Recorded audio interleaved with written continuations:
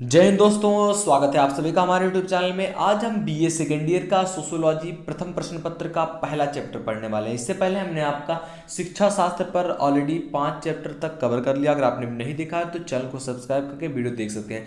चलिए शुरू करते हैं। आज का हमारा पहला प्रश्न और इम्पॉर्टेंट प्रश्न ये है कि जो किसने कहा, ऐसा कौन कहते हैं कि समाजीकरण एक प्रकार की सीख है जो सीखने वाले को सामाजिक भूमिका का निर्वाह करने के योग्य बना देती है, उसके एबल बना देती है। तो ऐसा कहने वाले कौन है? तो ऑप्शन ए आपका जॉनसन।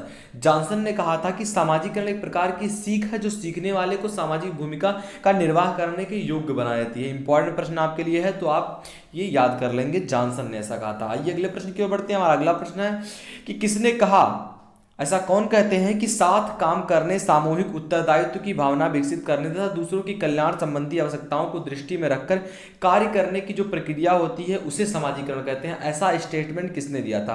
क्योंकि जो समाजीकरण है इस पर अलग अलग विद्वानों ने अपना अलग अलग स्टेटमेंट दिया है, अपना अलग अलग तथ्य कहा है। तो ये ऐसा तथ्य कहने वाले कौन है, ऐसा किसने कहा था? तो आपका करेक्ट आंसर रहेगा ऑप्शन सी, बोगार्ट्स। बोगार्ट्स ने ऐसा कहा था कि साथ काम करने की जो प्रक्रिया है, सामूहिक उत्तरदायित्व की भावना विकसित करने तथा दूसरों के कल्याण संबंधी आवश्यकताओं को दृष्टि में रखकर जो कार्य करने की प्रक्रिया होती है इसे ही समाजीकरण कहते हैं। तो बोगार्ट्स के अनुसार ये परिभाषा दिया गया था समाजशास्त्र का। आइए अगले प्रश्न की ओर बढ़ते हैं। हमारा अगला प्रश्न है तीसरा नंबर का कि समाजीकरण के कारक हैं, इनमें से कौन समाजीकरण के कारक है? तो आपका करेक्ट आंसर हो जाएगा ऑप्शन डी, उपयुक्त सभी। यानी कि आपका सुझाव, सहानुभूति, सहमति, ये तीनों जो हैं समाजीकरण के कारक हैं। आइए अगले प्रश्न की ओर बढ़ते हैं। हमारा अगला प्रश्न है चौथा नंबर का। ये क्या कह रहा है कि समाजीकरण की विशेषता है, इनमें से कौन सी समाजीकरण की विशेषता है? तो आपका करेक्ट आंसर हो जाएगा उपयुक्त सभी। यानी कि जो सीखने की प्रक्रिया है, आजीवन प्रक्रिया है और सांस्कृतिक हस्तांतरण, ये तीनों जो है समाजीकरण की विशेषता है। तो आपका करेक्ट आंसर उपयुक्त सभी हो जाएगा। आइए अगले प्रश्न की ओर बढ़ते हैं। हमारा अगला प्रश्न है 5वां नंबर का। ये क्या कह रहा है कि समाजीकरण के उद्देश्य क्या हैं, समाजीकरण के पर्पज क्या है? तो आपका करेक्ट आंसर हो जाएगा उपयुक्त सभी। यानी कि जो आकांक्षाओं की पूर्ति करे, नियमबद्धता का विकास करे, क्षमता का विकास करे, वही आपका समाजीकरण का पर्पज हो जाता है, उद्देश्य हो जाता है। तो आपका करेक्ट आंसर हो जाएगा उपयुक्त सभी, यानी कि ऑप्शन डी। आइए अगले प्रश्न की ओर। प्रश्न है आपका कि किसने अभिजन के परिभ्रमण का जो सिद्धांत है दिया? तो आपका करेक्ट आंसर हो जाएगा प्लेटो। प्लेटो ने अभिजन के परिभ्रमण का सिद्धांत दिया था। आइए अगले प्रश्न की ओर बढ़ते हैं। हमारा अगला प्रश्न है 7वां नंबर का। ये क्या कह रहा है कि मनुष्य के बिना समाज की कल्पना करना असंभव है। मनुष्य के बिना समाज की कल्पना मात्र करना असंभव है। दोनों एक दूसरे के पूरक हैं।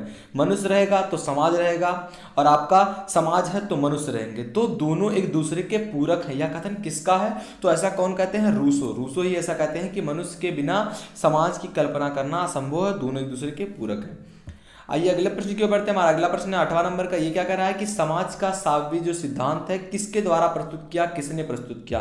तो आपका करेक्ट आंसर रहेगा ऑप्शन ए, हर्बर्ट स्पेंसर ने समाज का साव्य सिद्धांत प्रस्तुत किया था। आइए अगले प्रश्न की ओर बढ़ते हैं। हमारा अगला यानी कि 9वां नंबर का प्रश्न ये क्या कह रहा है कि सामाजिक समझौते का सिद्धांत है, इसके समर्थक कौन है? सामाजिक समझौते का सिद्धांत है, इसके समर्थक कौन है? ऐसे ऐसे कौन लोग इसके समर्थन करते हैं? तो आपका करेक्ट आंसर हो जाएगा उपयुक्त सभी। यानी कि हाब्स, लॉक और रूसो तीनों ही सामाजिक समझौते के सिद्धांत का समर्थन करते हैं। आइए अगले प्रश्न की ओर बढ़ते हैं। हमारा अगला प्रश्न है 10वां नंबर का। ये क्या कह रहा है कि मनुष्य एक प्राणी है, मनुष्य एक सामाजिक प्राणी है। यह कथन किसका? ऐसा कौन कहते हैं कि मनुष्य एक सामाजिक प्राणी है? तो अरस्तु। अरस्तु is the right answer for this question. आइए अगले प्रश्न की ओर बढ़ते हैं। हमारा अगला यानी कि 11वां नंबर का प्रश्न ये क्या कह रहा है कि the presentation of self in everyday life पुस्तक किसने लिखी थी? तो आपका करेक्ट आंसर हो जाएगा ऑप्शन डी, गॉफमैन। गॉफमैन ने ही इस पुस्तक को लिखा था। आइए अगले प्रश्न की ओर बढ़ते हैं। अगला प्रश्न क्या कह रहा है कि निम्न में से कौन सी समाजीकरण की विशेषता नहीं है? इनमें से आपको बताना है कि कौन समाजीकरण की विशेषता नहीं है। तो आपका करेक्ट आंसर हो जाएगा ऑप्शन डी, समाज का विकास है, ये समाजीकरण की विशेषता नहीं है।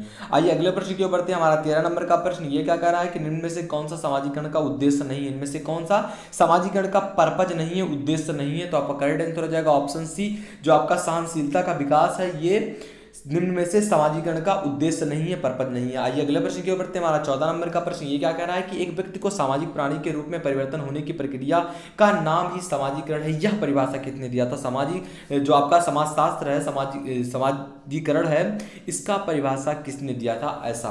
तो आपका करेक्ट आंसर हो जाएगा ऑप्शन बी, न्यूमेरर। न्यूमेरर ने ऐसा परिभाषा दिया था। आइए अगले प्रश्न की ओर बढ़ते हैं। हमारा अगला प्रश्न है यानी कि 15 नंबर का। ये क्या कह रहा है कि किसने किसके नाम के साथ समाजीकरण का सिद्धांत संबंधित नहीं है?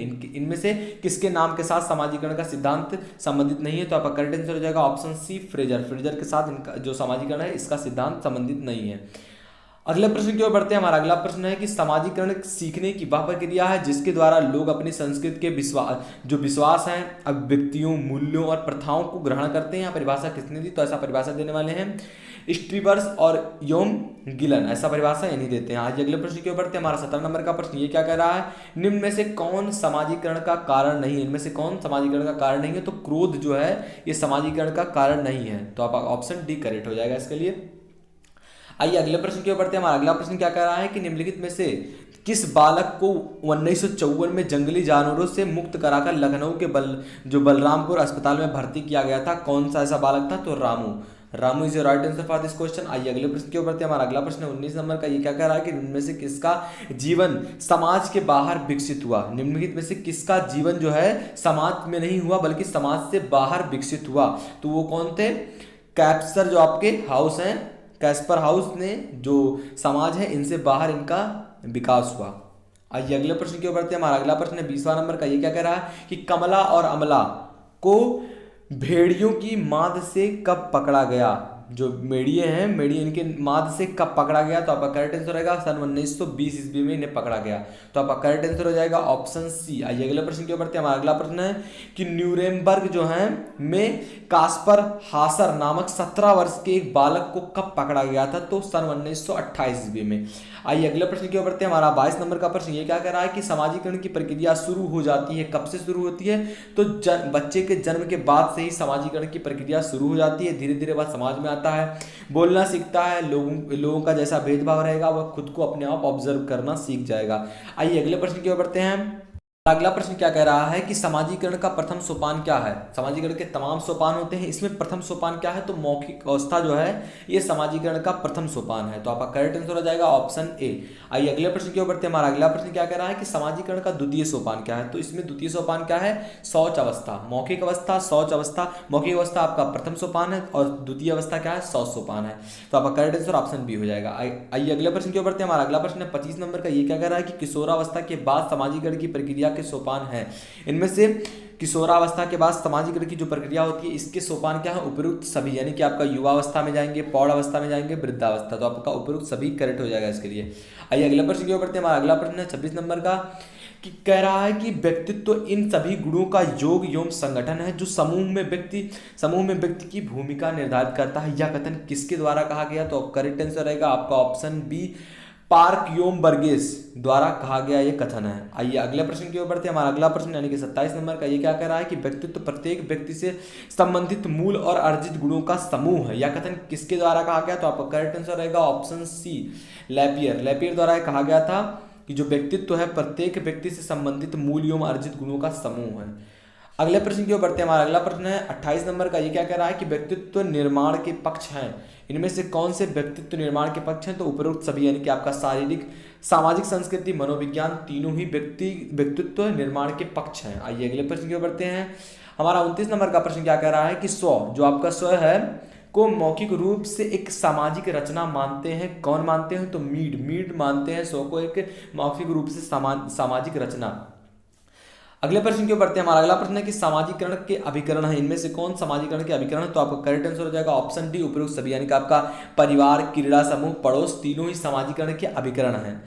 अगले प्रश्न की ओर बढ़ते हैं। हमारा अगला प्रश्न 31 नंबर का ये क्या कह रहा है कि निम्न में से कौन सा समाजीकरण का अभिकरण नहीं है? अभिकरण तो ये था, आप इसके बाद पूछ रहा है इसमें कि अभिकरण नहीं है, तो कौन नहीं है? तो आपका करेक्ट आंसर है विवाह विच्छेद जो है ये समाजीकरण का अभिकरण नहीं है। आइए अगले प्रश्न की ओर बढ़ते हैं। हमारा अगला प्रश्न यानी कि 32 नंबर का ये क्या कह रहा है कि कूले का समाजीकरण का सिद्धांत है ये कौन सा है? तो आपका करेक्ट आंसर हो जाएगा ऑप्शन ए, आत्मदर्पण दर्शन।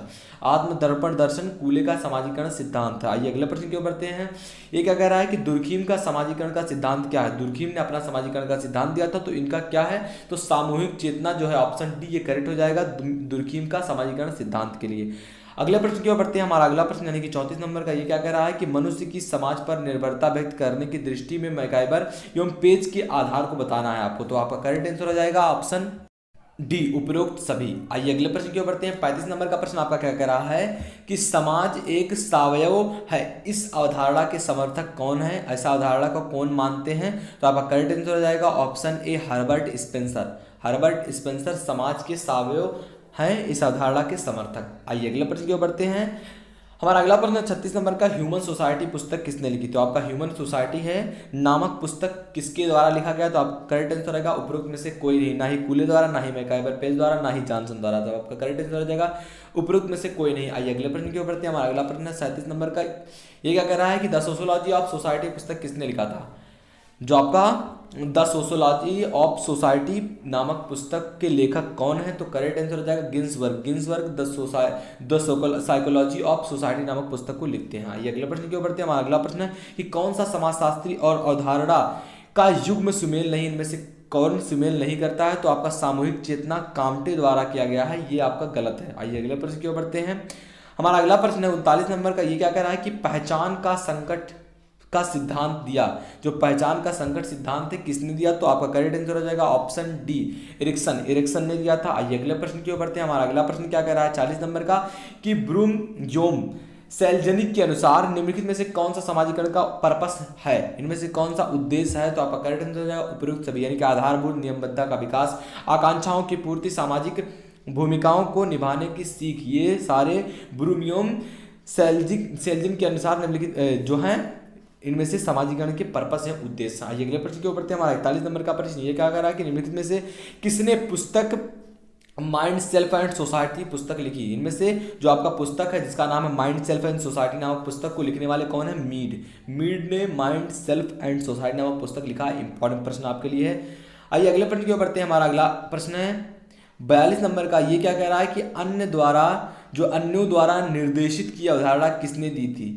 जो अन्य द्वारा निर्देशित है इनकी अवधारणा किसने दी? तो आप करेक्ट आंसर रहेगा उपरोक्त में से कोई नहीं, ना ही किंगले डेविस, ना ही डेविस रिजमैन, ना ही ई.एस. रा। तो आपका करेक्ट आंसर रहेगा ऑप्शन डी उपरोक्त में से कोई नहीं। आइए अगले प्रश्न की ओर बढ़ते हैं। हमारा 43 नंबर का प्रश्न ये क्या कह रहा है कि निम्नलिखित पुस्तकों में कौन सा गलत सुमेल है? इनमें से कौन सा गलत सुमेल है? तो सोशल आर्डर डेविस ने लिखा है, ये गलत है। तो आपका ये था आज का 43 प्रश्न जो हमने कवर किया चैप्टर 1 में। आशा करते हैं आपको वीडियो पसंद आएगा। वीडियो पसंद आए तो प्लीज लाइक करना, चैनल पर नए तो चैनल को सब्सक्राइब कर लो। ऐसी वीडियो पाने के लिए मिलते हैं आपसे अगली वीडियो में, तब तक के लिए जय हिंद, जय भारत।